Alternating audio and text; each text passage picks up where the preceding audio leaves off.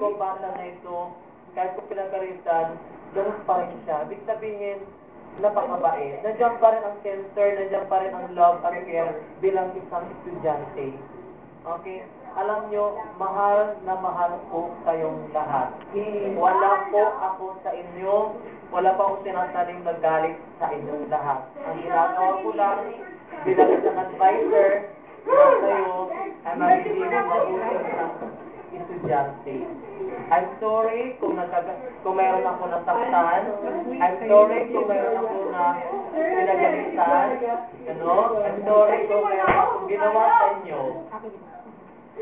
Siguro, sa sobrang pagmamahal ko, hindi ko na na-control. So, we are sorry. So, isipin ninyo, nandyan lang ako pag may problema kayo. Okay? Ang advisor. Kung in love kayo, nandito lang ako, magbibigay ako ng advice. Okay?